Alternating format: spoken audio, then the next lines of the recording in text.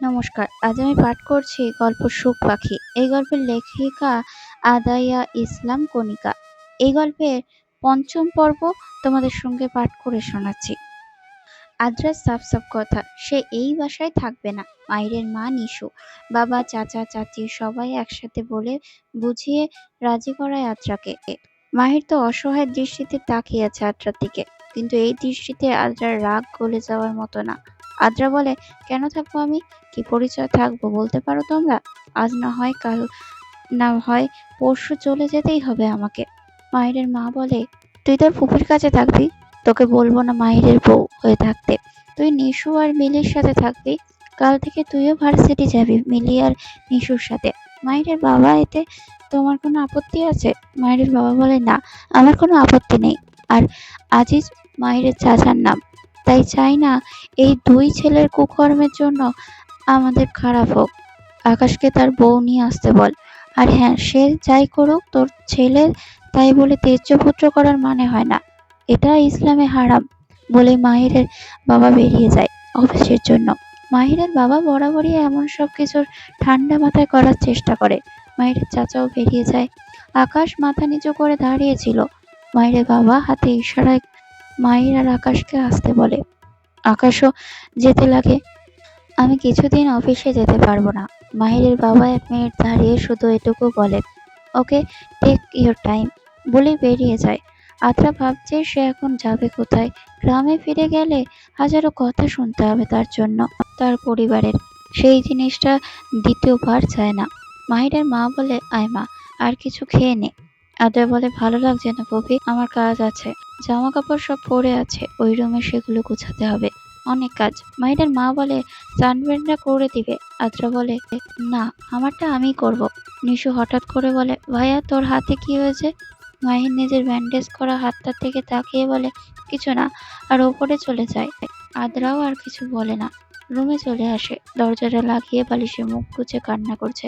এটা তার সাথে কি হচ্ছে? আদ্রা ভাবতেও পারেনি তার জীবন থেকে সুখ নামক জিনিসটা এভাবে উড়াল দিবে। দেখতে দেখতে দুপুর গড়িয়ে এলো। মাহির সেই কখন থেকে অপেক্ষা করছে আদ্রার জন্য। যখন আদ্রা রুমে আসবে তার জামা কাপড় গোছাতে, তখন সে তার সাথে কথা বলবে। কিন্তু এটা ছিল তার ভুল ধারণা। সেদিনে আদ্রাকে মাহিরের রুমের আশেপাশে অব্দি দেখা যায়নি। মাহির আর এক সময় ভালো না লাগে তার রুম থেকে বেরিয়ে যায়। মাহিরের মা ছেলেকে ভর দুপুরে কোথাও যেতে দেখেই চুপ থাকলেন। অন্য কোনো দিন হলে হয়তো মাহিরকে বাধা দিত। সবাই দুপুরে একসাথে বসে খেতে লাগলো। আদ্রাকেও জোর করে নিয়ে আসে মিলি আর নিশু মিলে। আদ্রা হালকা পাতলা কিছু মুখে দিয়ে উঠে দাঁড়ায়। আর মাহিরের আম্মু বলে, আদ্রা খাবার শেষ কর, আর নিশু মিলি তোরা তিনজন একসাথে থাকবি। নিশু মাথা দোলায়। নিশু আর আদ্রা অনার্স সেকেন্ড ইয়ারের ছাত্রী, আর মিলি তাদের 1 বছরের জুনিয়র। আদ্রাও মাথা দোলায়। তারপর তিনজন মিলে মাহিরের রুমে।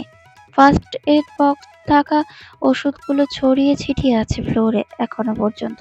আদ্রা সেগুলোর দিকে এক পলক তাকিয়ে কিছু না ভেবে নিজের জামা কাপড় গুছিয়ে নিতে থাকে। তখনই রুমে প্রবেশ করে মাহির। মাহির আদ্রাকে দেখে মনে মনে খুশি হয়ে যায়। মাহির নিশু আর মিলিকে বলে, মিলি তোরা বাইরে যা তো। নিশু আর মিলি আদ্রার লাগেজটা নিয়ে বাইরে চলে যায়। আদ্রাও বেরিয়ে যেতে চাইলে মাহির গিয়ে দরজা আটকে দাঁড়ায়। আদ্রা সেটা দেখে ভুরু কুঁচকে ফেলে। আদ্রা মাহিরের হাতের নিচ দিয়ে বেরিয়ে যায়। মাহির বলে, এই মেয়ের এত জিদ কেন? একটু কথা শুনলে কি হয়? কথাটা আদ্রা কানে এড়ায়নি। এত বড় অন্যায় করার পরও আদ্রার রাগটাই চোখে পড়ল তার। আবেগ অনুভূতিগুলো তুচ্ছ তার কাছে। আদ্রার সামনে এগুতেই দেখে একটা ফুলদানি, সেটা নিয়ে ছুঁড়ে মারল সে। মাহিরের রুমের দরজাটা ঠিক একটু আগে। মাহিরের রুমে ছিল, হঠাৎ কিছু ভাঙার আওয়াজে সে ভয় পেয়ে যায়। রুম থেকে বেরিয়ে দেখে তার দরজার কাছে ভাঙা ফুলদানি পড়ে আছে। মাহির কি মনে করে হেসে দেয়। বিকেলের দিকে নিশু, আদ্রা আর মিলি বের হয় শপিং করতে। আদ্রা, নিশু আর মিলি মিলে অনেক শপিং করে, আর শেষে আদ্রা নিজের জন্য একটা ফোন আর বই কেনে। এখন সে আর মাহিরকে নিয়ে ভাবতে চায় না, নিজেকে নিয়ে ভাবছে সে। মাহির নামক কোনো মানুষ তার জীবনের বড় একটা অংশ জুড়ে ছিল, সেটা সে মুছে ফেলবে। বাসায় এসে আদ্রা একদম ফ্রি হয়ে যায়। আগের মতো সবার সাথে, শুধু এড়িয়ে যায় মাহির আর আকাশকে। মাহিরের চোখের দিকে তাকায় না অব্দি আদ্রা। মাহিরের মাও মাহিরের সাথে তেমন দরকার ছাড়া কথাই বলে না। দেখতে দেখতে কেটে যায় 1 সপ্তাহ। 1 সপ্তাহে আদ্রা যথাসম্ভব এড়িয়ে চলেছে মাহিরকে। মাহিরও প্রচুর খারাপ লেগেছে কাজটায়, কিন্তু কারণ তার অজানা। আজ মিলি আর নিশো আদ্রা বাসায় একা, কারণ বাসার সবাই মাহিরের চাচির সাথে তাদের চাচির বাবাকে দেখতে গিয়েছে। বাসায় শুধু মাহির আর আদ্রা, নিশু আর মিলি। মাহিরের অফিসে তার ফিরতে লেট হবে, তাই নিশু আর মিলি প্ল্যান করে তারা সবাই একটা পার্টি করবে, ডিজে পার্টি। সবাই টি শার্ট আর একটা 3 কোয়ার্টার প্যান্ট পরে আছে। নিশু আর মিলি এগুলো পরে অবস্থায় তারাও প্রায় সময় এগুলো পরে থাকে, কিন্তু আদ্রার একটু আনইজি লাগছে। কিন্তু আদ্রাকে বেশ কিউট লাগছে। পরনে তার গোলাপি আর সাদা কালারের টি শার্ট, সাদা কালারের প্যান্টে জাস্ট চুলগুলো উঁচু করে ঝুঁটিওয়ালা। দেখতে দেখতে রাত 11টা বেজে যায়, তখনও তারা ড্যান্স করছে। আদ্রাও তাল মিলিয়ে ড্যান্স করছে। একটা সময় তাদের বেশ গরম লাগে। তখন নিশু বলে, আদ্রা নিচে গিয়ে আইসক্রিমের বক্সটা নিয়ে আয়। আদ্রা বলে, আমি যাব না নিচে। মিলি বলে, কেন, কেউ কি তোমায় খেয়ে ফেলবে নাকি? আদ্রা বলে, ধুর, নিচে সার্ভেন্টরা আছে না। নিচু বলে, চুপ শাকচুন্নি, তুই ভালো করে জানিস সন্ধ্যার পর বাসায় আমরা ছাড়া কেউ থাকে না। আদ্রা বলে, যাচ্ছি, তোদের আমি আইসক্রিম দেব না, বলে নিচের দিকে পা বাড়ায়। আদ্রা এখন ফ্রি মাইকে দেখলে খারাপ লাগে, কিন্তু তার বলা কড়া ব্যবহারগুলো কথা মনে পড়লেই আদ্রার আর ভালো লাগে না। আদ্রা ফ্রিজ থেকে একটা কোন বের করে খুলে খেতে থাকে আর আইসক্রিমের বক্সটা নিয়ে বাটি করে নিয়ে যেতে থাকে, কারণ নিশু আর মিলে একেবারে এক বক্স সবার দিয়ে দেবে, পরে তাদের কষ্ট হবে, ঠান্ডা জ্বর হবে। আদ্রা কিচেন থেকে মাত্রই বের হয়, কিন্তু সমস্যা হচ্ছে এক হাতে তার ট্রে আর এক হাতে আইসক্রিম। ঠিক তখনই বাসায় প্রবেশ করে মাহির। অনেক ক্লান্ত সে। হঠাৎ করে দরজা খুলতে আদ্রা ভয় পেয়ে যায়।